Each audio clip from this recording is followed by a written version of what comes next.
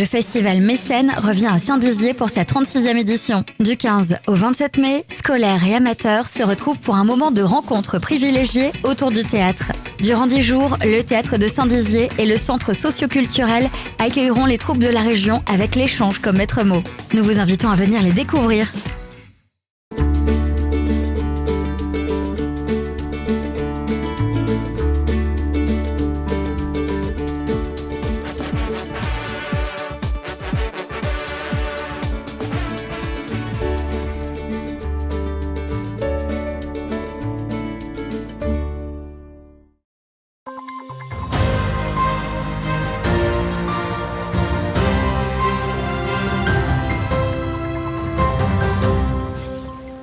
Bonsoir à toutes et à tous, bienvenue dans ce 15 minutes info du 20 mai, voici les titres. Fin mai sonne avec réouverture des terrasses, les restaurateurs comptent bien faire augmenter leurs recettes. Le festival Mécène, lui, est de retour pour une 36e édition jusqu'au 27 mai prochain à Saint-Dizier. Nous vous emmènerons au cœur des 3 représentations. Après 4 ans d'absence, la traditionnelle exposition de la Fédération des chasseurs de la Haute-Marne a fait son grand retour ce samedi. Et voici pour les titres. Nous sommes fin mai et les terrasses pointent le bout de leur nez. Malgré le mauvais temps, les restaurateurs sont confiants et entendent bien augmenter leurs recettes. De leur côté, les consommateurs continuent de sortir malgré l'inflation. Un reportage de Thiago Kergovic. L'ouverture des terrasses est toujours un moment attendu par les consommateurs. Boire un verre en plein air, seul ou entre amis, est toujours une bonne occasion pour sortir. Moi j'adore le bar déjà premièrement. Dès que je vois une terrasse qui est belle, avec des gens sympathiques, je m'arrête de boire un coup. C'est sympa, regardez, je suis avec mon fils, on boit un petit coup. Après je vais l'emmener au jeu derrière là-bas, où ce que la ville a fait de sympa. Voilà, c'est parfait. Rue de la Victoire, ce restaurateur a profité de la piétonnisation de la rue pour installer sa terrasse, dont il compte bien tirer profit.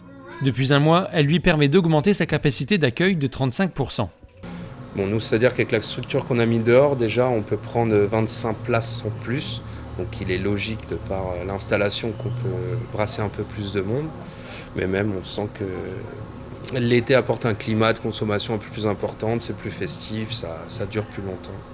C'est très agréable. En revanche, les gérants doivent faire face à l'inflation avec des consommateurs contraints de faire des concessions. On sort une fois sur 2 par rapport à avant, puis voilà, et ça fait la bascule. On espère que ça va quand même, que les prix vont redescendre, parce que c'est vrai que bon, ça impacte surtout sur les loisirs, on peut pas choisir, on choisit où faire ses courses, où sortir, et c'est pas évident. Cette gérante mise aussi beaucoup sur sa terrasse. Patricia a fermé temporairement son restaurant Porto-Grill cet été pour ouvrir il y a un mois ce nouveau lieu de vie. C'est un investissement, on a misé sur ce lieu, sur cet endroit. On attend beaucoup bien sûr, ouais. Pour nous c'est un challenge bien sûr. Ouais. Pour attirer plus de monde, elle organise des animations avec des chanteurs différents.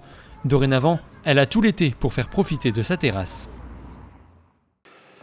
Connaissez-vous le festival Mécène du 15 au 27 mai prochain? Ce festival de théâtre produit des pièces de théâtre amateurs et professionnels à Saint-Dizier. Pour sa 36e édition, nous avons suivi une classe de CM2, des collégiens et une compagnie de théâtre professionnel lors de leur représentation, plongée dans un festival à part avec un public reportage de Thiago Kergovic. Enfants, c'est bon pour vous? Elles sont mises. Dans quelques minutes, les élèves de CM2 de l'école Charles Péguy vont monter sur scène au centre socio-culturel. Devant leurs parents, ils s'apprêtent à jouer leur pièce de théâtre, intitulée « Envie d'ailleurs ». Ça va être notre moment, oui. Donc on va profiter. J'espère que ça va bien se passer, qu'on va pas avoir des trous et que je vais pas être trop stressée parce que je suis une grande stressée. Ouais. Pendant 30 minutes, ces jeunes comédiens occupent la scène avec aplomb et surprennent leurs parents. Tu comptes partir ailleurs en trottinette ? On voit d'autres facettes des enfants en fait dans ces cas-là. Parce que je sais que moi c'est un petit peu un extraverti malgré tout, mais de là à faire d'être aussi sérieux dans ce qu'il fait et tout ça, je trouve que c'est rigolo à voir. Tu fais un noir plateau ? Une prestation rendue possible grâce au festival Mécène et les membres de l'association Alternative Culturelle qui porte le festival depuis 36 ans.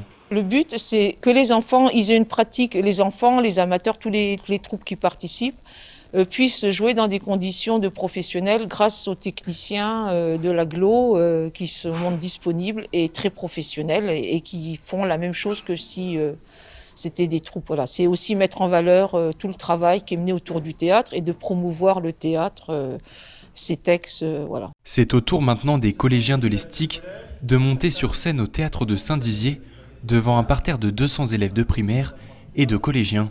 Ils sont là devant vous, ils vont essayer de produire le meilleur d'eux-mêmes, tout faire pour vous. Les élèves vont interpréter 2 textes de Molière, Le médecin volant et Le barbouillé, rassemblés en un même spectacle sous le titre de Satire sur les médecins. Le pari, c'est de faire quelque chose de cohérent, un ensemble cohérent qui ait assez la pêche, que ce soit dynamique et puis que ça soit présentable et qu'ils prennent plaisir, encore une fois, sur scène.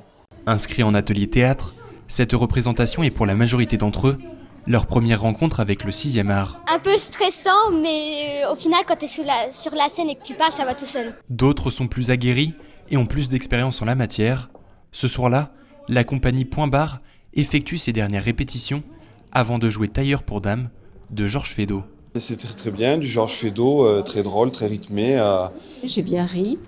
Pas de lourdeur du tout. On sent que c'est bien travaillé, quoi. Le Festival Mécène offre encore une dizaine de représentations à découvrir au théâtre de Saint-Dizier jusqu'au 27 mai.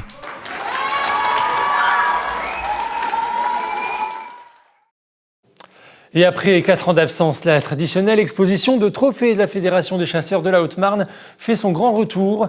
Et pour la première fois, c'est au sein du château du Grand Jardin de Joinville que les amateurs de chasse ainsi que les promeneurs sont invités jusqu'à demain à profiter de cet événement. Brigitte Maestrassi.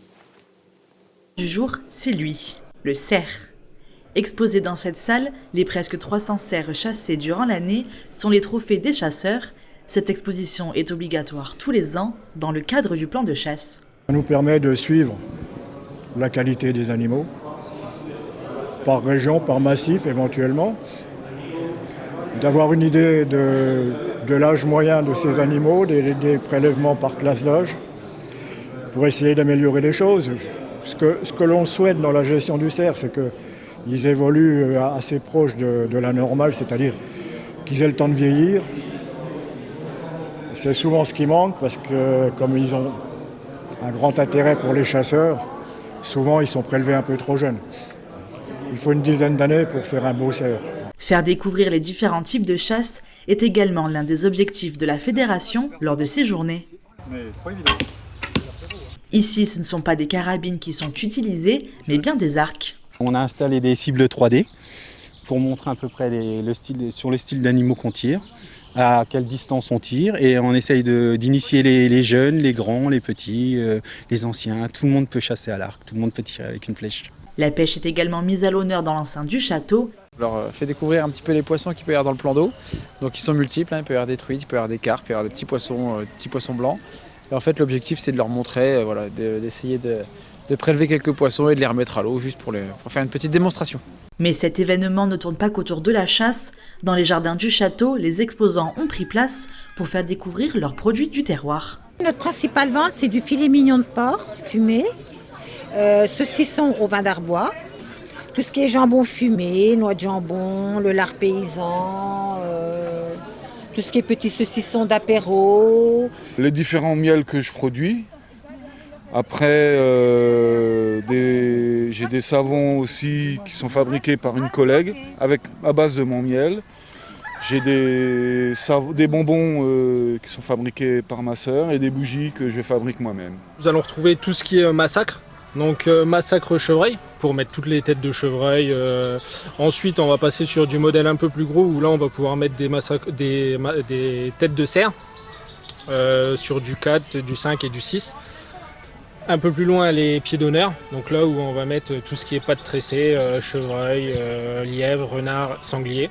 Parmi les visiteurs, certains pratiquent déjà la chasse et d'autres sont venus pour profiter d'une balade en famille. On est issus d'une famille de chasseurs déjà, dans un premier temps, et ils sont déjà bien intégrés dedans, donc voilà, ils profitent un peu plus, quoi. Je pense que dans tous les cas, il faut que tout le monde comprenne qu'il y a les tenants et les aboutissants, que quand on est dans une grande ville, on ne peut pas comprendre. Et nous, je pense que c'est important aux enfants de leur expliquer un petit peu tout ce qui se passe. C'est quand même une tradition française.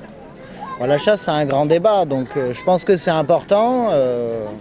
quand c'est bien fait. On vient faire des découvertes, c'est la curiosité, montrer les animaux à ma petite fille, découvrir les produits locaux. On a beaucoup de produits de l'artisanat, tout un tas de produits intéressants de la région. Ça vaut vraiment le coup.